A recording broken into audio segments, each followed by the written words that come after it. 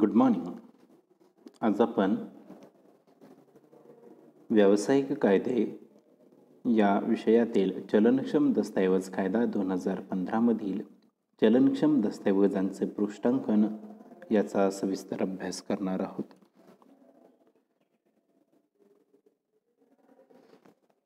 चलनक्षम दस्तऐवजाचं हस्तांतर आणि पृष्ठांकन या दोन्ही गोष्टी तशा एकमेकांना पूरक मानल्या जातात. इंग्रजीमध्ये ज्याला आपण negotiations and endorsement of the negotiable instrument असं म्हणत असतो. चलनक्षम दस्तऐवजांमध्ये वचनचिठ्ठी, हुंडी, धनादेश यांचा समावेश झालेला आपण पाहिला. हे चलनक्षम दस्तऐवज प्रामुख्याने दुसऱ्या व्यक्तीला हस्तांतर करण्याच्या उद्देशाने लिहिलेले असतात. किंबहुना दुसऱ्या व्यक्तीला पैसे देण्यासाठी किंवा पैसे देण्याचं एक माध्यम म्हणून त्या ठिकाणी लिहिलेले असतात. म्हणजेच जर चलनक्षम दस्तऐवज हे त्याच्यामध्ये हस्तांतरणाचा गुण त्या ठिकाणी असतो आणि ज्याच्यामध्ये असा चलनक्षम हस्तांतरणाचा गुण नसेल त्याला आपण चलनक्षम दस्त म्हणू शकत नाही.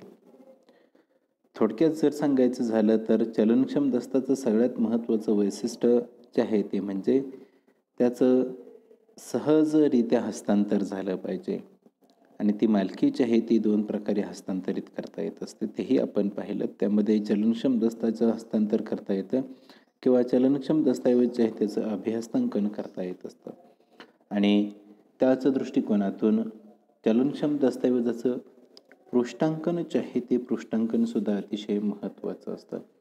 चलनक्षम दस्तऐवज आदेशानुसार जर देय असेल तर प्रथम त्याला पृष्ठांकन करावं लागत असतं आणि नंतरच त्याचं प्रदान करावं लागतं. दस्तऐवज हस्तांतर करण्याच्या उद्देशाने दस्तऐवजाच्या मागील बाजूला एखाद्या व्यक्तीचं नाव लिहून स्वतःची सही करणं म्हणजेच चलनक्षम दस्तऐवजाचं पृष्ठांकन केलं असं त्याला या ठिकाणी आपण म्हणत असतो. चलनक्षम दस्तऐवज अधिनियमाच्या कलम 15 मध्ये पृष्ठांकनाची व्याख्या केलेली आपल्याला पाहायला मिळते. जेव्हा चलनक्षम दस्तऐवजाचा धारक किंवा निर्मात्याच्या नात्याने नव्हे तर इतर नात्याने दस्तऐवजाच्या मागील बाजूवर किंवा मजकुराच्या बाजूवरती किंवा दस्तऐवजाला जोडलेल्या कागदावर दस्तऐवज हस्तांतर करण्याच्या उद्देशाने आपली सही करत असतो त्यावेळेला त्यांना चलनक्षम दस्तऐवजाचं पृष्ठांकन केलं असं मानलं जात असतं. म्हणजे एकंदरीत फक्त तो जो काही चलनक्षम दस्तऐवज आहे तो दुसऱ्या व्यक्तीला देऊन आपलं काम लगेच त्या ठिकाणी संपत नाही. तर चलनक्षम दस्तऐवजाचा जो काही भाग आहे तो म्हणजे त्याचा असणारा धारक म्हणजे ज्याच्या ताब्यामध्ये ते आहे किंवा रितसर त्याच्या नावे त्या ठिकाणी त्याच्या ताब्यामध्ये आहे किंवा तो त्याचा निर्माता आहे. अशा परिस्थितीमध्ये निर्माता तो स्वतः त्याच्या नात्यानं नव्हे तर इतर व्यक्तींच्या नात्यानं तो त्या ठिकाणी काय करतो, दस्तऐवजाचा जो काही मागचा भाग असतो त्या मागच्या बाजूवरती किंवा मजकुराची जी काही बाजू असेल त्या बाजूवरती किंवा त्या दस्तऐवजाला इतर जर समजा काही कागदपत्र जर जोडलेले असतील हस्तांतर करण्याच्या उद्देशानं तर त्या जोडलेल्या दस्तऐवजावरती हस्तांतर करण्याच्या उद्देशानं त्या ठिकाणी आपली सही करतो. म्हणजे फक्त चलनक्षम दस्तऐवजावरच नव्हे तर त्याच्यासोबत जे काही हस्तांतर करावयाची कागदपत्र आहेत त्यांच्यावरती सुद्धा जरी हस्तांतर करण्याच्या उद्देशाने सही जर केलेली असेल तर त्या दस्तऐवजाचं काय केलं, पृष्ठांकन केलं असं या ठिकाणी आपण त्याला म्हणतो किंवा त्या चलनक्षम दस्तऐवजाचं पृष्ठांकन झालं असंही या ठिकाणी आपण म्हणत असतो.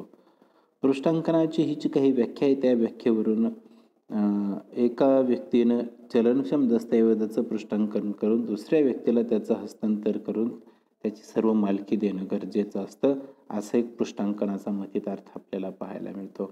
म्हणजे फक्त निर्मात्याला ते चलनक्षम दस्तऐवज आहे ते निर्माण करत असताना त्याच्या मागच्या बाजूला जर काही पृष्ठांकन केलेलं असेल आणि ते जर स्वतःकडेच ठेवून घेतलं तर त्याचा कोणताही फायदा त्या संबंधित व्यक्तीला मिळत नाही.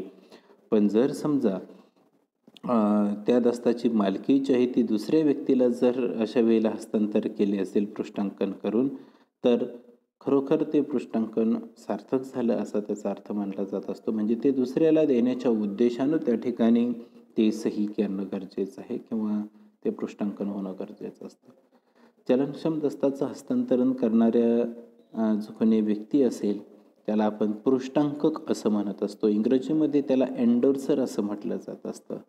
आणि ज्या व्यक्तीच्या नावानं पृष्ठांकन केलं जातं म्हणजेच ज्या व्यक्तीला ते हस्तांतरित केलं जातं त्या व्यक्तीला मराठीमध्ये त्याला पृष्ठांकिती असं या ठिकाणी आपण म्हणत असतो आणि इंग्रजीमध्ये एंडोर्सी असं म्हटलं जात असतं.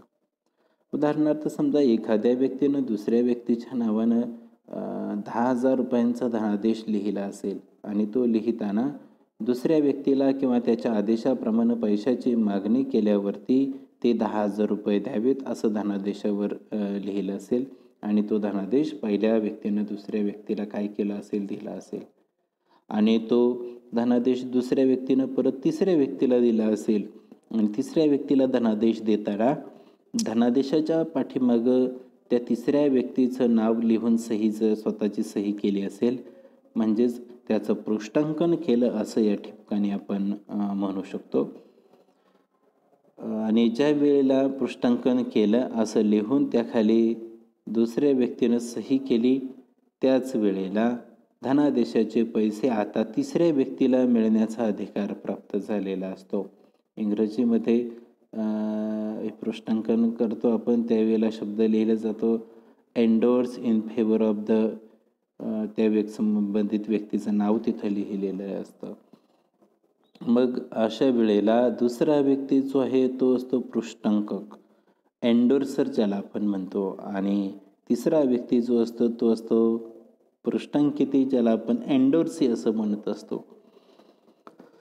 या संबंधित अर्थावरून किंवा व्याख्येवरून आपल्याला या चलनक्षम दस्तऐवजाच्या पृष्ठांकनाची काही वैशिष्ट्यसुद्धा सांगता येतील.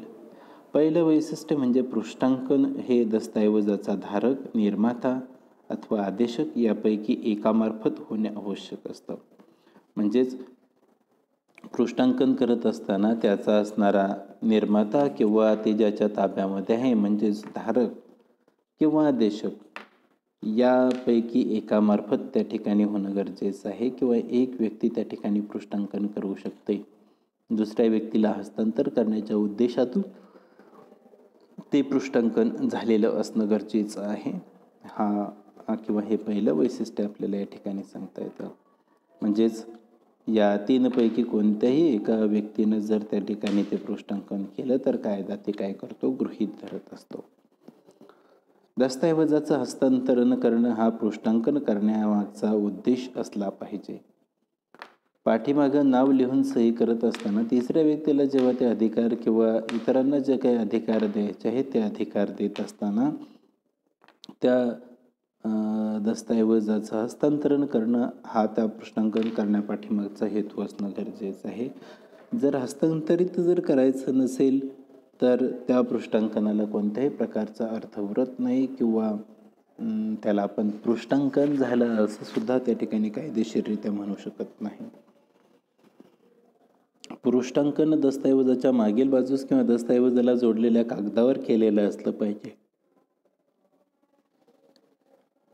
पृष्ठांकन करत असताना पृष्ठांकन हे तो संबंधित दस्तऐवज जो आहे त्याच्या मागील बाजूला किंवा त्या दस्तऐवजाला जोडलेले इतर काही कागदपत्र जर असतील आणि ते कागदपत्रसुद्धा किंवा ते दस्तसुद्धा त्या ठिकाणी त्या दस्तऐवजासोबत त्या ठिकाणी हस्तांतरित करायचे असतील तर त्यावरती पृष्ठांकन त्या ठिकाणी जर केलं तर ते ग्राह्य धरलं जात असतं. ज्या दस्तऐवजाचा संबंध त्या ठिकाणी त्या चलनक्षम दस्तऐवजाशी नाही अशा कागदपत्रांवरती त्या ठिकाणी पृष्ठांकन करता येत नाही किंवा केलं तरीसुद्धा त्याचा आपल्याला फारसा फायदा त्या ठिकाणी मिळत नाही. पृष्ठांकन केल्यानंतर पृष्ठांककानं आपली सही करणं गरजेचं असतं. म्हणजे फक्त निवळ पृष्ठांकन करून चालत नाही तर त्याला अधिकृत कायदेशीर पुरावा त्या ठिकाणी म्हणून त्या संबंधित व्यक्तीनं सही करणं गरजेचं असतं. त्याचबरोबर पृष्ठांकन करावयाचा दस्तऐवज सर्व बाबतीमध्ये परिपूर्ण असणं गरजेचं आहे. तो जर परिपूर्ण नसेल तर अशा वेळेला अडचणी निर्माण होऊ शकतात आणि म्हणून पृष्ठांकन करावयाचा जो काही दस्तऐवज आहे तो सर्व बाबतीमध्ये पूर्ण असला पाहिजे. तो योग्य त्या स्वरूपामध्ये त्याचबरोबर योग्य त्या मांडणीमध्ये किंवा विशिष्ट ठराविक फॉर्मॅटमध्ये त्या ठिकाणी असणं गरजेचं आहे. त्याचबरोबर तो पूर्ण भरलेला असणं गरजेचं आहे. त्यानंतर या कायद्याच्या कलम 20 नुसार अपूर्ण चलनक्षम दस्तऐवज आहे त्याचं पृष्ठांकन त्या ठिकाणी होऊ शकतं, परंतु त्यावर आवश्यक मुद्रांक त्या ठिकाणी म्हणजे स्टॅम्प लावणं आवश्यक असतं. असं स्टॅम्प जर त्या ठिकाणी लावला जर नसेल तर मात्र त्याचं पृष्ठांकन जे आहे ते पूर्ण होऊ शकत नाही. त्यामुळं अपूर्ण दस्तऐवजाचं पृष्ठांकन जर करायचं असेल तर त्याला आवश्यक मुद्रांक लावणं आवश्यक असतं किंवा गरजेचं असतं. अशा पद्धतीने हे चलनक्षम दस्तऐवजाचं पृष्ठांकन आणि त्याची वैशिष्ट्ये या ठिकाणी आपण पाहिले. यानंतर चलनक्षम दस्तऐवजाच्या पृष्ठांकनाचे प्रकार आपण पाहणार आहोत. एकंदरीत पृष्ठांकनाचे जे काही प्रकार आहेत ते टोटल 9 प्रकारे पृष्ठांकन त्या ठिकाणी चलनक्षम दस्तऐवजांचं करता येत असतं. त्यामध्ये पहिला भाग येतो किंवा पहिला प्रकार जो आहे तो म्हणजे साधारण किंवा कोरे पृष्ठांकन. इंग्रजीमध्ये ज्याला आपण जनरल ब्लँक एन्डोर्समेंट असं या ठिकाणी म्हणत असतो. म्हणजेच दस्तऐवजावरती स्वीकृत्याचं नाव न लिहिता फक्त आपली सही असते. त्यावेळेला त्या पृष्ठांकनास साधारण किंवा सामान्य किंवा कोरं पृष्ठांकन असं म्हटलं जात असतं. कलम 16 नुसार असं पृष्ठांकन केल्यानंतर तो दस्तऐवज जो आहे तो वाहक दस्तऐवज होतो, ज्याला आपण बिअरर असं म्हणतो किंवा बिअरर चलनक्षम दस्तऐवज असं म्हणत असतो. त्यानंतर दुसरा प्रकार आपल्याला पाहायला मिळतो तो म्हणजे विशेष किंवा पूर्ण पृष्ठांकन. इंग्रजीमध्ये ज्याला आपण स्पेशल किंवा फुल एन्डोर्समेंट असं या ठिकाणी संबोधतो. ज्यावेळी हस्तांतर करता चलनक्षम दस्तावरती स्वीकृत्याचं नाव लिहितो आणि त्यावरती आपली सही करतो त्याला विशेष किंवा पूर्ण पृष्ठांकन असं म्हटलं जात असतं. उदाहरणार्थ समजा एखादी व्यक्ती हुंडीचा धारक आहे आणि त्यांनी हुंडी पृष्ठांकित करत असताना हुंडीवरती काही मजकूर लिहिला असेल आणि तो मजकूर लिहिल्यानंतर संपूर्णपणे त्यामध्ये काय केलं असेल, उल्लेख केला असेल की मी टिंब किंवा मी अमुक या संबंधित हुंडीचा धारक आहे आणि ही हुंडी जी आहे ती संबंधित व्यक्तीचं नाव त्या ठिकाणी लिहिलं जाईल.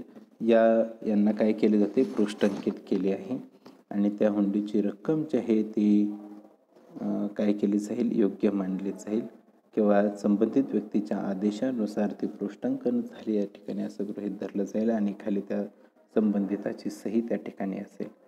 चलनक्षम दस्तऐवजाचा कोणताही धारक जो आहे तो धारक साधारण किंवा कोऱ्या पृष्ठांकन, विशेष किंवा पूर्ण पृष्ठांकनाचं रूपांतर जे आहे ते करू शकतो.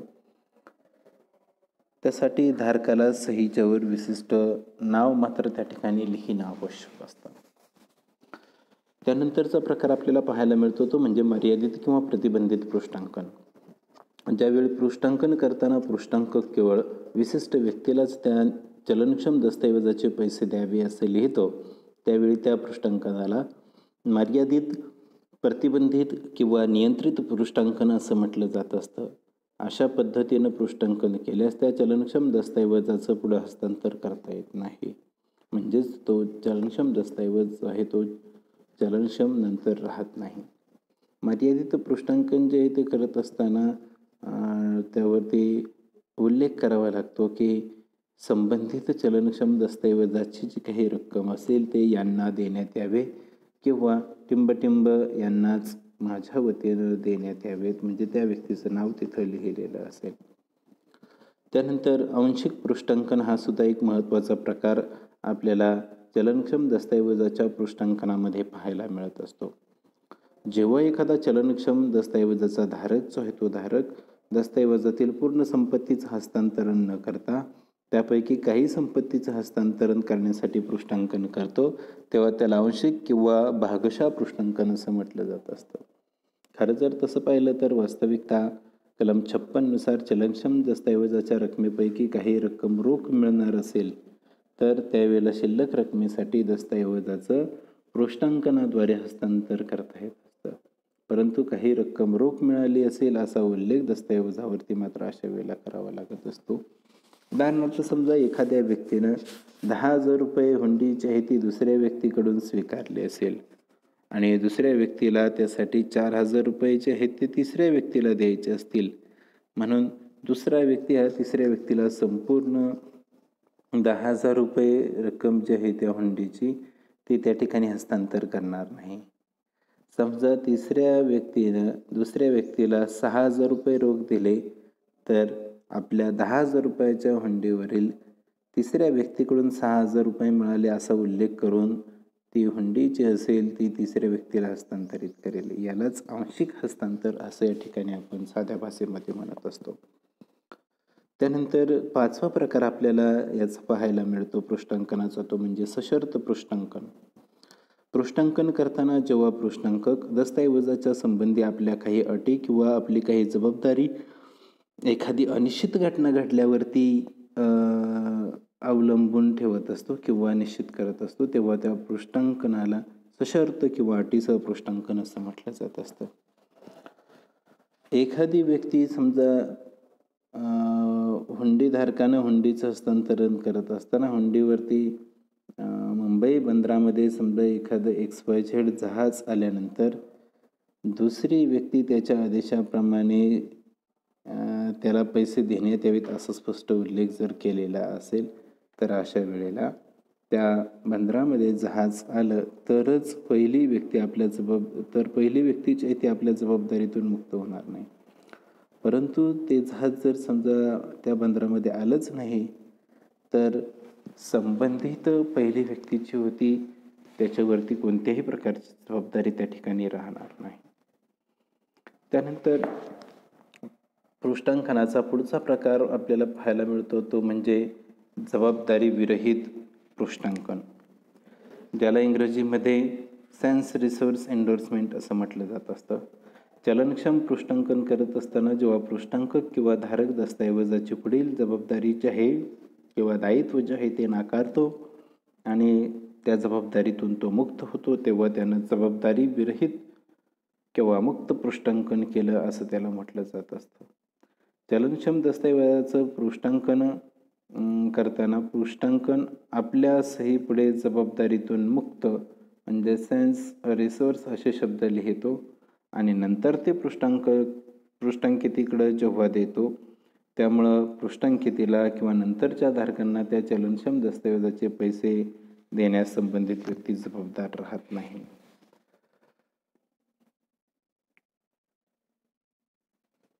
त्यानंतर पुढील जे काही प्रकार आहे तो आहे हक्क त्याग हस्तांतर. जेव्हा हस्तांतर करता म्हणजेच पृष्ठांकक त्याला मिळणाऱ्या एखाद्या कायदेशीर हक्काचा त्याग करून चलनक्षम दस्तऐवजाचं हस्तांतरण करतो, त्यालाच हक्क त्याग हस्तांतर असं म्हटलं जात असतं. म्हणजेच पृष्ठांकक आपली चलनक्षम दस्तऐवजाबाबतची जबाबदारी वाढवून घेतो किंवा त्यावेळेला तो काय करतो, विस्तृत करत असतो. उदाहरणार्थ समजा एखादी व्यक्ती हुंडीचा धारक असून ती व्यक्ती हुंडीवरती काही पृष्ठांकन करत असते. दुसऱ्या व्यक्तीला किंवा त्याच्या आदेशाप्रमाणे पैसे देण्यात यावेत, अनादराची सूचना मिळण्याचा हक्क मी सोडला किंवा संबंधित चलनक्षम दस्तऐवजाचा जर अनादर झाला, तर अनादराची सूचना जरी संबंधिताला किंवा म्हणजेच त्या व्यक्तीला जरी मिळाली नाही, तरीसुद्धा मी पैसे देण्यासाठी जबाबदार राहील असा उल्लेख ती व्यक्ती या ठिकाणी करत असते.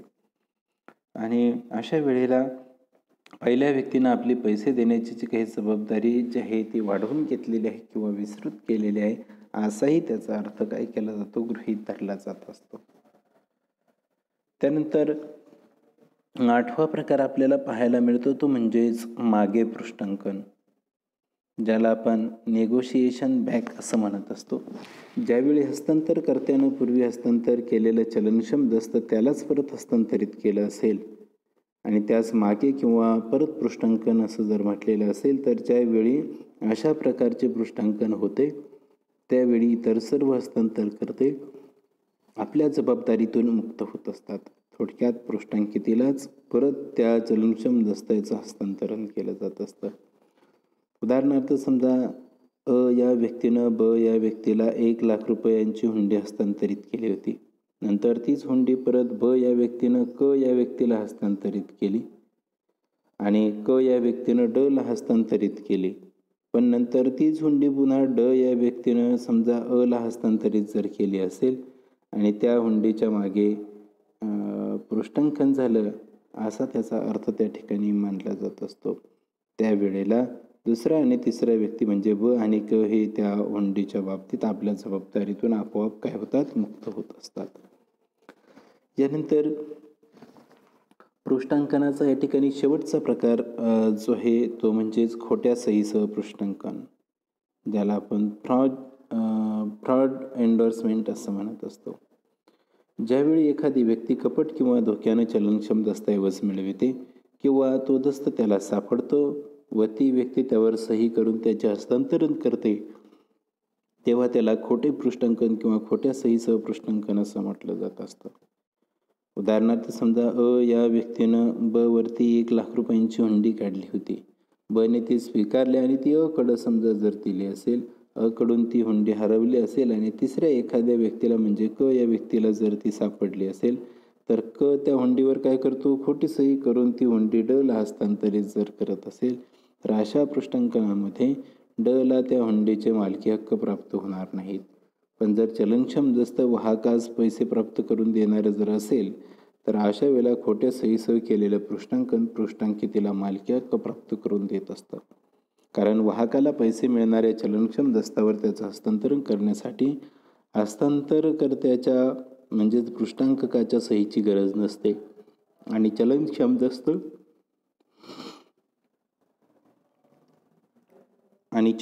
दस्त हे आदेशानुसार पैसे मिळणारे असेल तर त्याचे हस्तांतरण करताना खोटी सही करून हस्तांतर केलं असेल, तर अशा वेळेला हस्तांतर स्वीकृत्याला चलनक्षम दस्ताचा कायदेशीर हक्क मिळत नाहीत. तसेच त्याला दस्तऐवजाचे पैसे वसूल करण्याचे अधिकार जे आहेत ते सुद्धा मिळत नाहीत. अशा पद्धतीनं आपण चलनक्षम दस्तऐवजाचं पृष्ठांकन म्हणजे काय, त्याचबरोबर त्या पृष्ठांकनाची वैशिष्ट्ये आणि विविध त्याचे जे काही 9 प्रकार आहेत ते आपण या ठिकाणी सविस्तर अभ्यासलेले आहेत. धन्यवाद.